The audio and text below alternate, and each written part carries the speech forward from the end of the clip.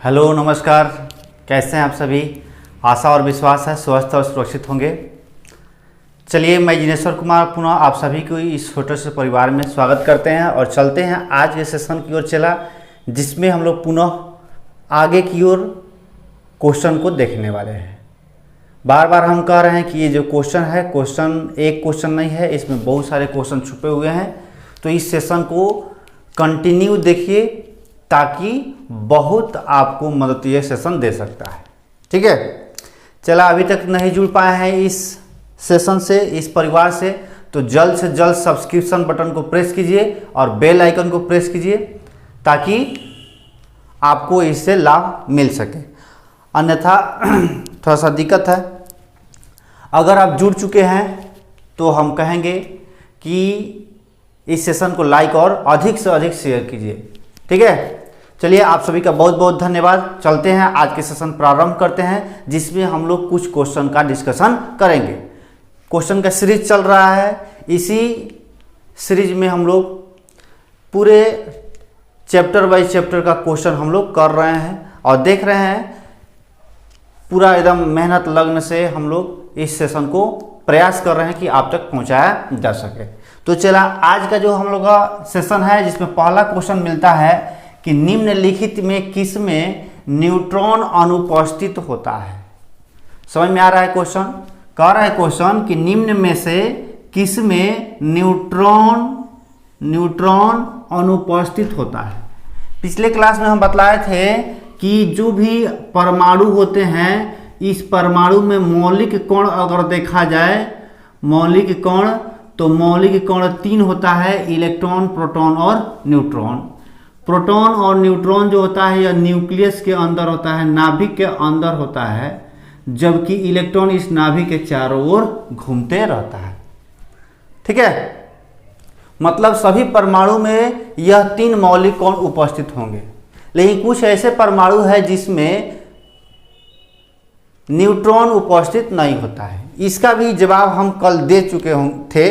अगर आप पिछला वीडियो देखे होंगे तो इसमें आपको आंसर मिल चुका होगा और आप अभी तक आंसर लगा भी दिए होंगे कि यही आंसर होगा। चलिए तो देखते हैं ऑप्शन क्या है। हीलियम। हीलियम यहाँ पे देखिए, हीलियम है 2 और 4, मतलब प्रोटॉन की संख्या 2, इलेक्ट्रॉन की संख्या 2, तो न्यूट्रॉन की संख्या भी कितना हो जाएगा? चला 2।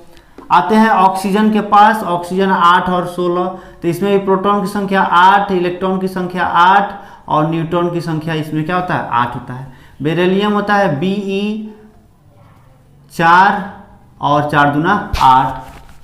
अब इसमें देखेंगे हम लोग क्या कि प्रोटॉन की संख्या 4 हो गया, इलेक्ट्रॉन की संख्या भी 4 हो गया, इसमें न्यूट्रॉन की संख्या भी क्या होता है? 4 हो गया। लेकिन हाइड्रोजन के पास आते हैं तो हाइड्रोजन अगर देखा जाए, चला यहाँ पे देख बता रहे हैं, हाइड्रोजन के बारे में सोचा जाए तो परमाणु संख्या 1 और भार भी कितना होता है? 1 होता है। मतलब इसमें क्या हो गया कि प्रोटॉन की संख्या 1 और इलेक्ट्रॉन की संख्या 1, लेकिन न्यूट्रॉन की संख्या इसमें क्या होता है? 0 होता है। न्यूट्रॉन की संख्या ज्ञात करने के लिए फॉर्मूला हम बता चुके थे कि A = P + N होता है, तो यहाँ से N = A - P कर सकते हैं। तो यहाँ पे N निकालना है, A का मान कितना है? 1 है, और P का मान कितना है? 1 है। घटाएंगे कितना जगह चला? तो 0 हो जाएगा। मतलब इस हाइड्रोजन में क्या उपस्थित नहीं होता है? तो न्यूट्रॉन उपस्थित नहीं होता है। पिछले क्लास में हम आपको क्वेश्चन बतलाए थे कि समस्थानिक के बारे में, समस्थानिक के बारे में बतलाए थे कि हाइड्रोजन का समस्थानिक होता है प्रोटियम, ड्यूटेरियम और ट्राइटियम। इसमें इसका भार बढ़ोतरी होता है, मतलब परमाणु संख्या सेम लेकिन भार क्या रहा? बढ़ रहा है। अर्थात क्या, क्यों बढ़ता है? बतलाया भी थी ये भी कि न्यूट्रॉन की संख्या वृद्धि होने के कारण इसके भार में वृद्धि होता है। तो ड्यूटेरियम का भार 2 होता है, तो 2 कैसे हो गया? तो इसमें एक न्यूट्रॉन आ गया था। ट्राइटियम का भार 3 होता है। क्यों इसमें 3 हो गया? क्योंकि इसकी न्यूट्रॉन संख्या कितना हो गया? 2 हो गया था। 2 न्यूट्रॉन की संख्या और 1 प्रोटॉन की संख्या मिलकर ट्राइटियम बनाता है, जिसका भार 3 होता है। ड्यूटेरियम 1 न्यूट्रॉन 1 प्रोटॉन मिलकर बनाता है, जिसका भार 2 हो जाता है, अर्थात उसे ड्यूटेरियम कहते हैं। और पुनः जो प्रोटियम या हाइड्रोजन जो होता है, हाइड्रोजन, इसमें एक ही प्रोटॉन उपस्थित होता है, अर्थात इसमें न्यूट्रॉन उपस्थित नहीं होता है, जिसके कारण यह हाइड्रोजन का निर्माण होता है। ठीक है, पहला क्वेश्चन समझ में आ गया होगा आप लोग को। चलिए दूसरे क्वेश्चन की ओर चलते हैं, बहुत इंपॉर्टेंट क्वेश्चन। निम्नलिखित में आवेश रहित कौन है? आवेश रहित कौन? बहुत बच्चे यहाँ पे कंफ्यूजन होते हैं कि सर आवेश रहित मतलब उपस्थित हो। आवेश रहित का मतलब क्या? इसमें आवेश उपस्थित हो, ठीक है, लेकिन रहित का अर्थ क्या होता है? अनुपस्थित। अनुपस्थित मतलब अब्सेंट हो। क्या क्या अब्सेंट हो? आवेश उपस्थित नहीं हो, ठीक है ना, तब उसे कहते हैं आवेश रहित। आते हैं अल्फा कण के पास, देखते हैं अल्फा कण। तो यह अल्फा कण पढ़े होंगे कि अल्फा कण से किसी सोने के पत्थर पे क्या किया? बमबारी कराया, तो कुछ अल्फा कण उस पत्थर को पास आउट कर गए, कुछ अल्फा कण अपने दिशा को बदले, और कुछ अल्फा कण क्या हुए? जिस दिशा में गए थे उसी दिशा में वापस चले आए। पढ़े हैं कि नहीं? तो जिस दिशा में गए थे उसी दिशा में वापस चले आए। क्यों चले आए? क्योंकि यह प्रक्रिया क्या कहलाता है? विकर्षण कहलाता है। और विकर्षण कब होगा? जब आवेश समान होगा तब। आवेश समान होगा तब, मतलब न्यूक्लियस के पास प्लस था, तो इसके पास अगर कोई प्लस चार्ज आएगा तो फिर पुनः उसको क्या कर देगा? भगा देगा अपने स्थान से। मतलब इस अल्फा कोण पे क्या था? प्लस आवेश था, प्लस आवेश। आइए यहाँ पे प्रोटॉन, प्रोटॉन जो होता है न्यूक्लियस में जो प्रोटॉन उपस्थित होता है, इस प्रोटॉन पर क्या आवेश होता है? तो इस पर भी प्लस चार्ज होता है। इलेक्ट्रॉन पर जानते हैं कि माइनस चार्ज होता है, लेकिन यह जानते हैं हम लोग कि न्यूट्रॉन पे किसी भी प्रकार का कोई आवेश उपस्थित नहीं होता है। न्यूट्रॉन पर क्या दर्शाया जाता है? जीरो आवेश दर्शाया जाता है। इलेक्ट्रॉन पर माइनस आवेश और प्रोटॉन पर प्लस आवेश को हम लोग दर्शाते हैं। अर्थात हमारा आंसर क्या मिल गया कि न्यूट्रॉन एक ऐसा मौलिक कण है जिसमें क्या उपस्थित नहीं रहता है? आवेश उपस्थित नहीं रहता है। चलिए समझ में आ गया। दूसरा क्वेश्चन, तीसरे क्वेश्चन के पास आते हैं। किसी तत्व की रासायनिक प्रकृति, किसी तत्व की रासायनिक प्रकृति निम्नलिखित में से किस पर निर्भर करता है? रासायनिक प्रकृति चला बात हो रहा है। रासायनिक प्रकृति करने का मतलब क्या? किसी अन्य तत्व से अभिक्रिया करना, किसी अन्य तत्व से अभिक्रिया करना। तो कोई अन्य तत्व से अभिक्रिया कब करता है? किसी दूसरे तत्व से कब जुड़ता है? जब उसमें वायलेंस इलेक्ट्रॉन उपस्थित हो। उसमें क्या हो? वायलेंस इलेक्ट्रॉन उपस्थित हो, और उसी वायलेंस इलेक्ट्रॉन को आदान प्रदान करके और दूसरे तत्वों से कॉम्बिनेशन करके बॉन्ड का निर्माण करता है, अर्थात अभिक्रिया करता है, रासायनिक अभिक्रिया करता है।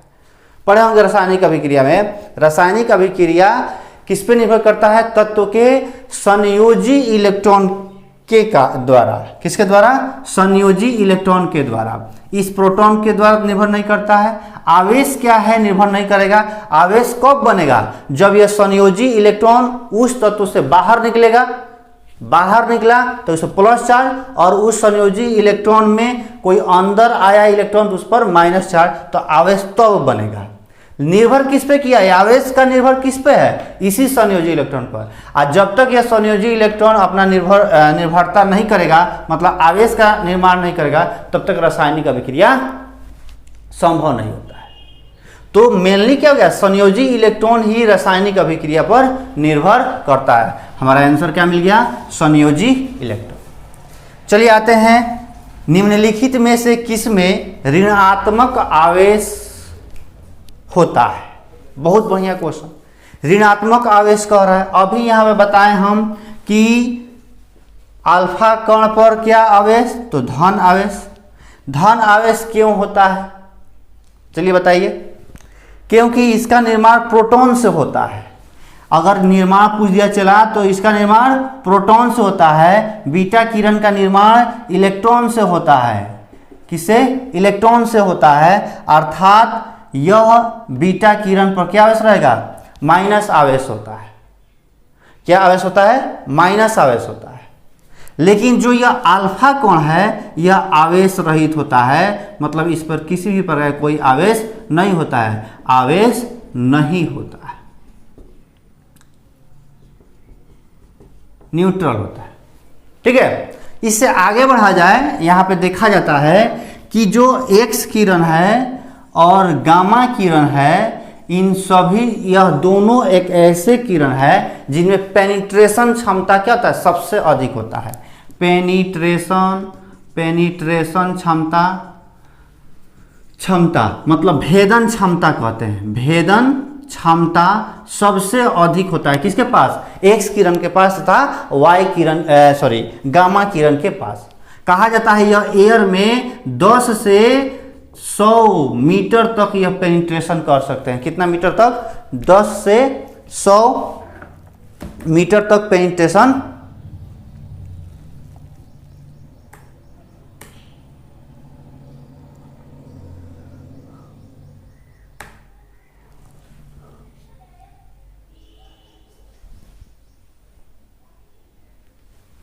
ठीक है।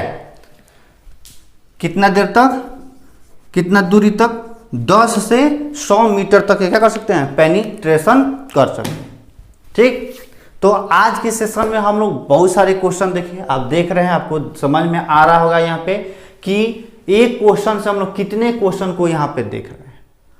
ठीक है, चला, बहुत फायदेमंद सेशन होने वाला है और आपके लिए मतलब बहुत लाभदायक है। इसलिए हम लोग बार बार कह रहे हैं कि अगर आप सेशन को देख रहे हैं तो अधिक से अधिक शेयर कीजिए ताकि सभी लोग इससे लाभ ले सके।